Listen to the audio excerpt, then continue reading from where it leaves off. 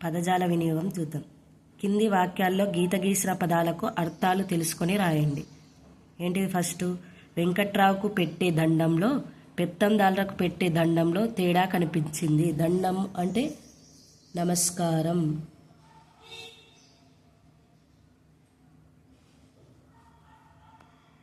ఆ నాయకుడు పిల్లలకు ఆవాజ్య బంధువైపోయాడు. ఆవాజ్య అంటే సహజమైన, లేకపోతే కపటము లేని, కల్మషం లేని. ఏంటి? ఆవాజ్య అంటే సహజమైన, కపటం లేని, కల్మషం లేని. సర్కారీ రకం కట్టలేదని ఆ పిల్లవాని తండ్రికి బండలెత్తారు. రకం అంటే పన్ను. ఆ బువ్వలోనే మిరం ఉప్పు పోసుకొని పిల్లవాడు తిన్నాడు. మిరం అంటే కారం. కష్టాల సంగతి నాయనకు ఎరుక. ఎరుక అంటే తెలుసు. కింది వాక్యాల్లో గీత గీసిన పదాలకు అదే అర్థం వచ్చే మరి 2 పదాలను రాయండి. ఏంటి? ఊళ్ళోని యువకుడు వెంకట్రావుకు దండం పెట్టాడు. దండం అంటే నమస్కారం, అంజలి. పిల్లల పట్ల ఆయనకు గల ప్రేమకు విలువ కట్టలేం. విలువ అంటే ఖరీదు, మూల్యం. ఖరీదు, మూల్యం. పిల్లలు తమ కష్టాలను కుప్పలుగా కురిపించారు. కుప్పలు అంటే అధికం, ఎక్కువ, రాసులు. పిల్లలందరూ గబాలున అతని వద్దకు చేరుకున్నారు. గబాలున అంటే వెంటనే, హఠాత్తుగా, గబుక్కన, లేకపోతే ఉన్నట్లుండి. నీ చేతులకు వెండి కడియాలున్నాయి. వెండి అంటే రజతము. రజతము, దౌతము.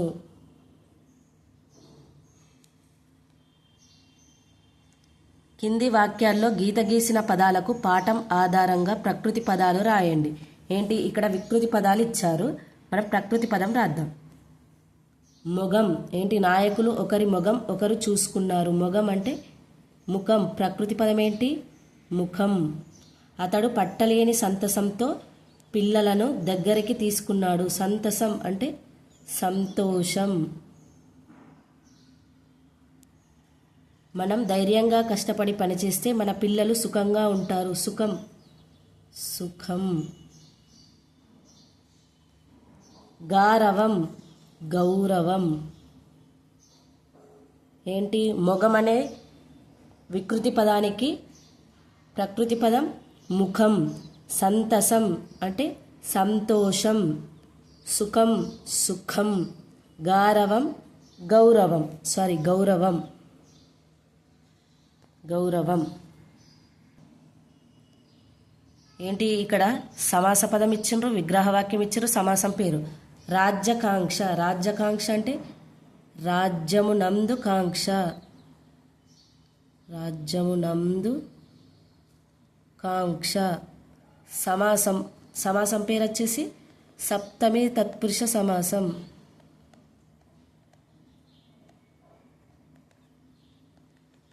ఏంటి? సప్తమి తత్పురుష సమాసం. అందున్నన్ అనేది సప్తమి తత్పురుష సమాసం. విజయం వల్ల గర్వం అంటే విజయ గర్వం. విజయ గర్వం. సమాసం వచ్చేసి, సమాసం పేరు వచ్చేసి పంచమి తత్పురుష సమాసం. పంచమి తత్పురుష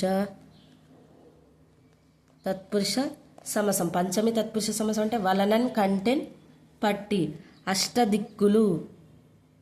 అష్ట సంఖ్యగల దిక్కులు. ఇది వచ్చేసి ద్విగు సమాసం. ఏంటి? ద్విగు సమాసం. సంఖ్యల గురించి తెలియజేసేదే ద్విగు సమాసం. అష్ట అంటే ఏంటి? 8. ఇది సంఖ్య కదా. బలరాముడును కృష్ణుడు. సమాస పదం వచ్చేసి బలరామ కృష్ణులు. బలరామ కృష్ణులు. సారీ కృష్ణులు బలరామ కృష్ణులు వచ్చేసి ద్వంద్వ సమాసం.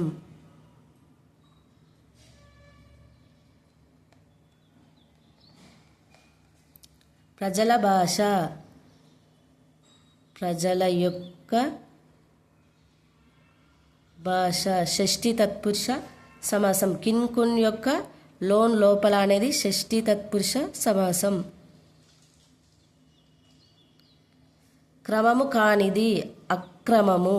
ఏంటి క్రమము కానిది అక్రమము.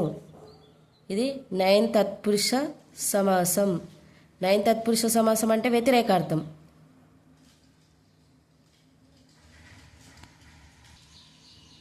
నెక్స్ట్ ఆమ్రెడిత సంధి. ఇక్కడ ఒకసారి మనం ఇది చూద్దాం. ఔరా ఔరా అని ఇచ్చిండ్రు. దీన్ని ఎట్లా విడదీసినాం? ఔరా ప్లస్ ఔరా. ఆమ్రెడిత సంధి అంటే ఏంటి? ఒక పదాన్ని రెండుసార్లు ఉచ్చరించినప్పుడు రెండవసారి ఉచ్చరించిన పదాన్నే ఆమ్రెడితం అంటారు. ఇగో ఔరా ఔరా ఇది వచ్చేసి ఆమ్రెడితం. ఏంటి? అచ్చునకు ఆమ్రెడితం పరంబైన సంధి అగును. ఇది ఎట్లా ఏర్పడింది? రూ ప్లస్ ఆ రా. దీనికి ఆమ్రెడితం. ఆమ్రెడితం అంటే రెండోసారి ఉచ్చరించిన పదమే కదా. ఇగో ఔరా అనేది పరంబైతే ఈ ఆ అనేది తొలగిపోతుంది, రూకి ఈ ఔ అనేది వచ్చి చేరుతుంది. కాబట్టి ఇగో ఔరా ఔరౌరా ఇది వచ్చేసి ఆమ్రెడిత సంధి. నెక్స్ట్ ఇంకోటి కూడా ఇద్దాం. ఆహాహా. దీన్ని ఎట్లా విడదీసిండ్రు? ఆహా ప్లస్ ఆహా. అది ఎట్లా ఏర్పడింది? ఇగో హూ ప్లస్ హా ఆ అనేది వచ్చింది. ఈ హాకి ఆ అనేది వచ్చి చేరినప్పుడు ఆహాహా అనేది ఏర్పడుతుంది. ఈ ఆమ్రెడిత సంధి గురించి నేను ఒక వీడియో చేశాను, చూడండి. కింది పదాలను కలిపి రాయండి. అప్పుడు ప్లస్ అప్పుడు అప్పుడప్పుడు. ఏంటి? అప్పుడప్పుడు. ఏమి ప్లస్ ఏమి ఏమేమి. ఇవన్నీ కూడా ఏంటి? ఆమ్రెడిత సంధి. ఊరు ప్లస్ ఊరు ఊరూరు. ఆమ్రెడిత సంధి అంటే అచ్చునకు ఆమ్రెడితం పరంబైన సంధి అగును. ఊరూరు. ఇంట ప్లస్ ఇంట ఇంటింట. ఓరి ప్లస్ ఓరి ఓరోరి.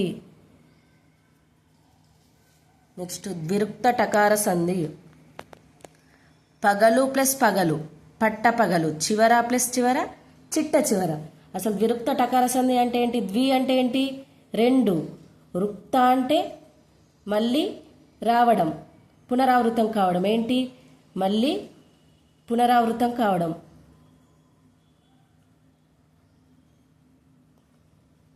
టకారం అంటే టా అనేది రెండు సార్లు అనేది వస్తుంది.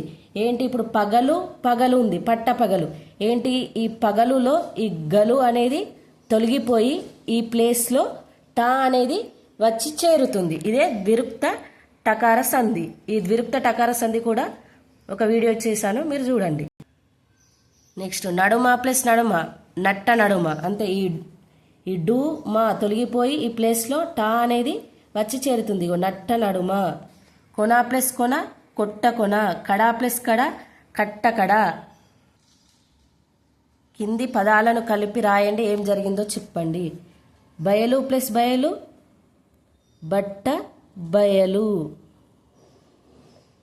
ఏంటి? ఇక్కడ యా లు అనేది తొలగిపోయి ఇక్కడ టా అనేది వచ్చి చేరింది. కాబట్టి ఇది ద్విరుక్త టకార సంధి.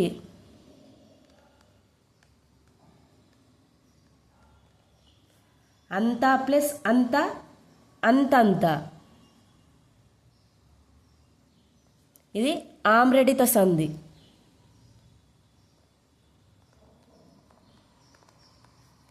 తుదా ప్లస్ తుద తుట్ట తుడ.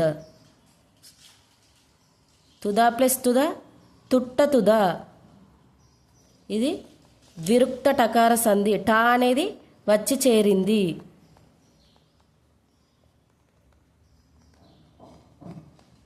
ఎన్ని ప్లస్ ఎన్ని ఎన్నెన్ని. ఇది ఆమ్రెడిత సంధి.